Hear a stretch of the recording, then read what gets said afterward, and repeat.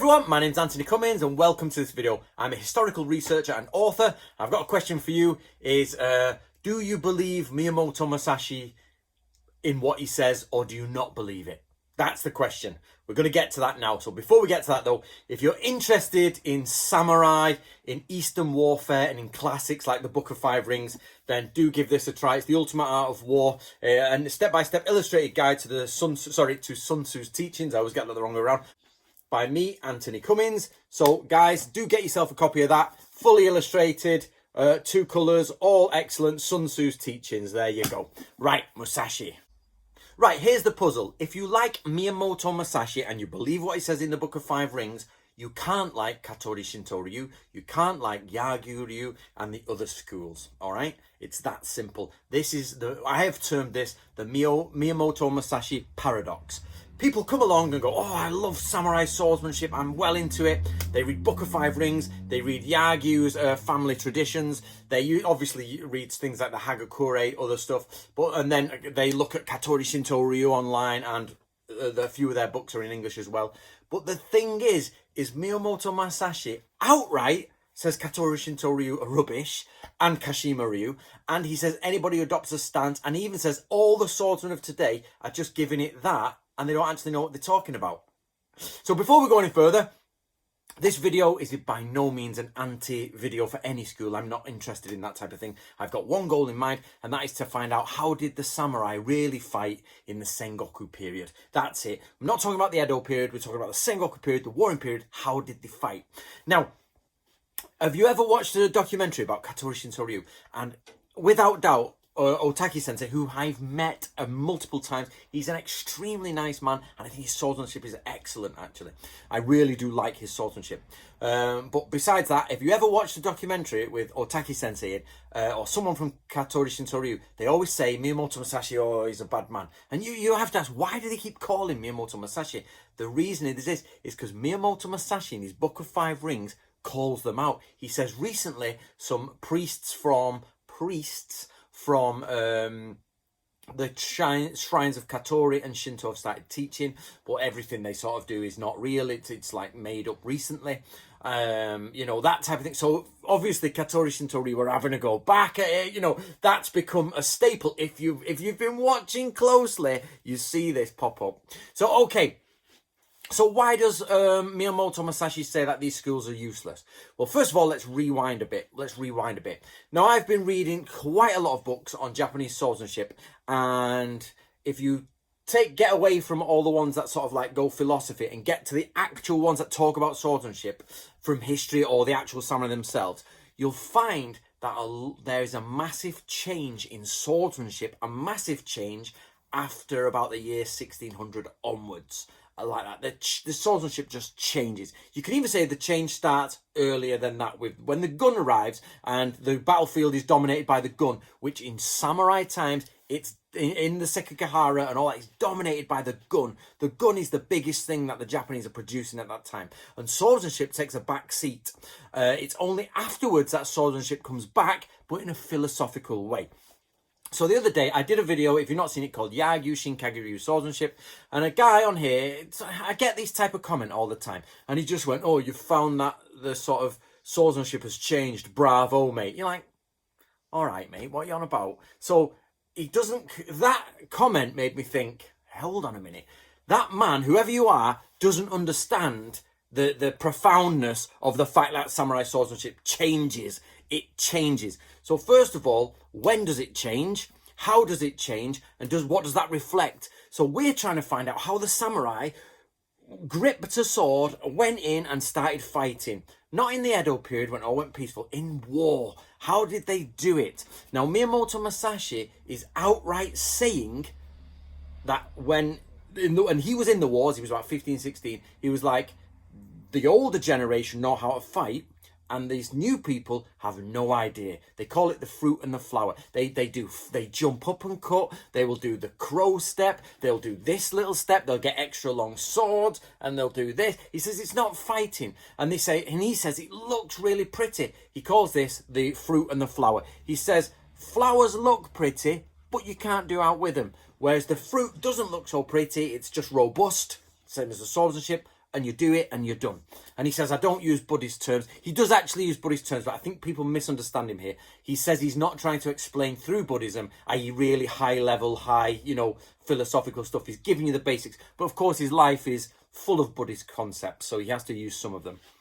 But he's not using these high concepts to show swordsmanship. That's a different debate.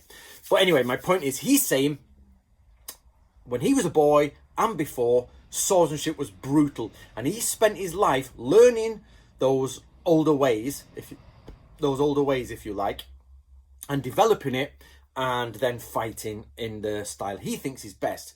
Now, he actually says, now you've got to be careful here, he says the swordsmen of today of not doing it right, implying that the swordsmen of old obviously did it right and he is more within tune with them.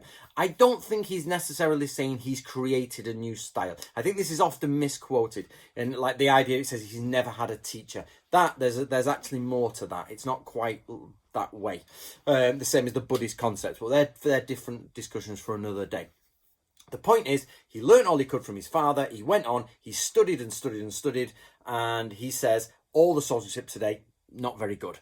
So that brings us to a dilemma. Now, I've been reading all these books on swordsmanship, and you know what all the academics think? Is that swordsmanship changes in about 1600. Okay? So it just changes. And one of the biggest changes, not a person who makes changes, is actually the Yagyu family. And the Yagyu take Shinkage-ryu and or Kage-ryu, whichever way you want to go, and they then say, oh, we're going to adopt In-no-Kamae, and we're going to only do the sword of peace and the sword of life. The sword of death is there, but the sword of life we're going to focus on. And in other versions, Yagyu Jubei actually discusses this in his, where he says, we've try not to kill the opponent, we just maim them. That's why if you count them, most of the attacks hit that arm. Okay, Yagyu, Shinkage-ryu, loads of arm attacks. So, or hand, wrist attacks. So, Miyamoto Musashi is of the old order. He's like, boom, dead. Don't mess about. There's no life. There's not, just kill him. Get on with it. And people say, oh, he's brutal, he's horrible. He's a samurai. Okay, that's what they did. But in this new age of peace that's coming about, they're saying swordsmanship has changed for that guy. It's changed. So you've got a generation or two generations before who are just brutally killing everybody, taking heads, we know this, ramming them on the end of things and like that. They're studying Zen. They're totally with it with the Zen because they might face death, but they're not doing Zen swordsmanship. There's a big difference. They use Zen, but they change to use Zen swordsmanship later on, and they start adding all the philosophy. To add to that, they've got to make a living. The samurai after 1600 start diving, so they start making up more stuff. Swordsmanship is a very small amount of your curriculum when you're in the 1500s. Water crossing, from Natoryu, look up Book of Samurai. It's got it all there. Everything you need to know. Archery, guns, water crossing, explosives, scouting. There's 1,000 things you have to learn, and you don't have that much time to learn the sword. And especially since your spear is your main weapon anyway. And then they went to gun. The sword is like you're way back up, but it's still a religious icon in Japan. It's still a sacred symbol. But it doesn't mean every samurai is praying to it. They're butchering people with it. And then a few years later on, you get people, peace has come.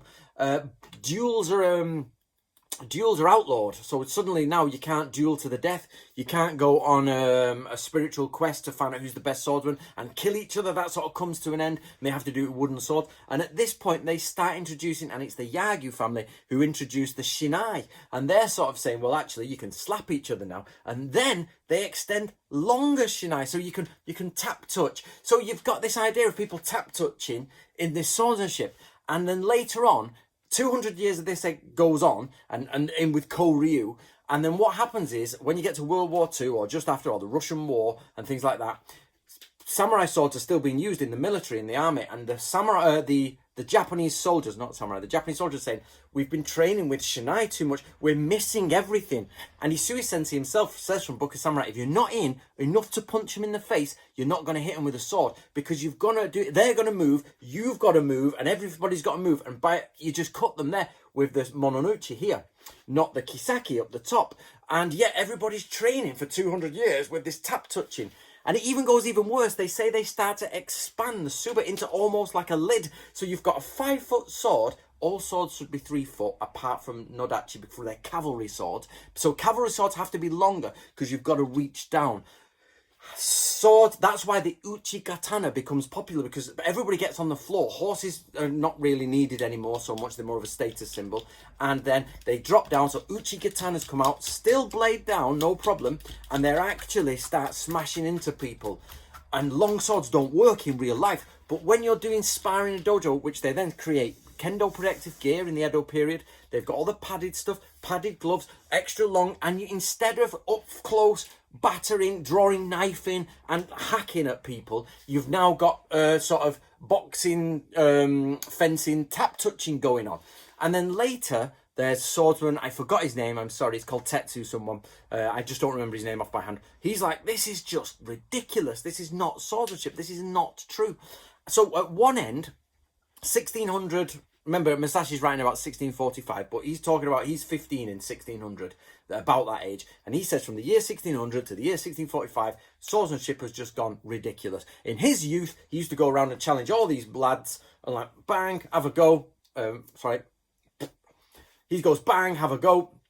Then by the time he dies, he says that he's learnt a lot, he's become a bit more complimentive, whatever that is, and he's basically chilled out, he's stopped killing people, he's having a good time, but he's looking at all the schools, and they're just not doing what samurai swordsmanship is. They've changed, and they're producing things that look pretty, they get paid for it, or it's going around the upper classes of like, have you seen this? And they're doing very, very nice things. And then after Musashi, you get people with extra long shinai tap touching each other and going all over Japan doing kendo fights. It's literally a kendo fight. It's not kendo as we know the modern sport, as in like the same rules, but they're dressed the same. They've got longer thing or padded. They've got longer shinai and they've got a tap and touch. And there's even a sparring match goes on where one guy says they just literally have this sort of large suba and a dead long sword, and the guy, because one guy just gets a long shinai and starts beating everyone, tap tap tap tap, and they're all like, they can't get in, it's just tap, you can't beat him. It's not real, he's not a real sword fight. In a real sword fight that wouldn't work, a big long blade and we tap tap tap everyone, you're just gonna die. So, and you wouldn't be able to wield it, it's that long. So what we have is Musashi at one end saying, this has gone wrong, it's changed. The academics all agree around 1600 it changes, starts to change with the Yagyu family, who start to be more philosophical. Nobody's saying that the Yagyu is bad, nobody's saying that Shinkaguryu is bad, or Katori. Think what I'm saying here is that it's an evolution, a decline, a de-evolution, if you like, of swordsmanship. So what was a very brutal, to the point, fingers coming off, knives coming out, gripping people with hooks and all that. We've done it in Book of Samurai. Hook and pull them in, knife them in the throat. Turns into, roger that, darling, tap, tap. After 200 years. When Musashi clocks it and says, this isn't right, it's going wrong. These people with these extra long swords and all that, not good. So, I'll boil round this up now. So basically, you can't like Musashi and the other schools. You either like the other schools or Musashi. It isn't a choice. You can't do it. If you haven't clocked it already, you've missed the point of what Musashi's saying is. He's saying he's been all over Japan, he's battered people, and the old guard are gone. Old guard, if you're not aware, is a term to mean the older generation. The old guard are gone, and the new guard, the new generation, are literally making crap up, and they're just doing stuff. So, and then you say, oh, well, they're for the Shogun, they're teaching the Shogun, but yeah, it's high a star. The Shogun is trying to replicate Kyoto, in their sort of look how beautiful we are. If you look at all these old portraits, they're dressed like old Chinese emperors and things like that. And remember, the more you go up, the more rah it gets, the less realistic it gets, okay? So, that's not to say, so let me clear this. I'm in no way slagging Yagyu Shinkaguryu. I think it's cool. I've read the Kadensho and the Imokuroku. They're mint. They're really good. But they definitely do say they've changed. That we don't do it to kill. We've done this to sort of just injure and pull back. And we're starting to change it. And that is the beginning of the end of swordsmanship that works. And then it just degrades. And then, as I discussed in the last one, Yagyu Shinkaguryu, they branch off and change. And there's change starts in the first generation. The first people off, there's 3 volumes of change. Where, is it this way? Or is it this way? They're changing. Now, I spoke to the guy who I think is the head of the Edo line. And he says they keep it in their right hand and left hand. but in the Imokuroku, it's reversed. Now, actually, if you're doing it like with, hold on. So you've got me excited for swordsmanship now. So if you're doing it this way and you come over, what happens is, if you think about that, this is my right hand, this is my left hand. If I block and then push him over, yeah, and then push him over, I'm only cutting his shoulder. But if I swap hands, sorry, let's do it this way. But if I swap hands, so it's left hand, right hand, block, push him over, I'm cutting here. I'm cutting down the chest. I'm threatening his neck. I'm not cutting the back. So when you're asking, these people are still there to kill. Yagyu is still on the ball to kill, but it's that start of change. But you could, so the Imokuroku says swap hands. So the Imokuroku is like basically the illustrated list. Swap hands on, and you're on the inside. Whereas the Edo line do it this way. Now, which is correct? Now, I've told you, I'm not saying who is correct. What I'm saying is that split happens at the beginning. At least, sorry, the split between the Kyushu version and the other version. And then somewhere along the line, in the Edo and the Owari line, or Nagoya, I can't remember, they then maybe split again. I don't know. I've not gone that deep into the research. That's for the future. The main point of this is just to say, be warned. Musashi says it's not right, and you can't believe both. So what do you think, guys? I'll stop there. What do you think? It's clearly a paradox. He says they are not doing it right. I am doing it right. So you've got a choice. Musashi's doing it right, or the other people are doing it right. Which one is it? It can't be they're all doing it right. Do you know what I mean? Just what I'm saying. It's not like Musashi's like, I found a better way to do it, but he outwardly says they are not doing it right. That is flour. It is not fruit. It's useless. That's what he's saying.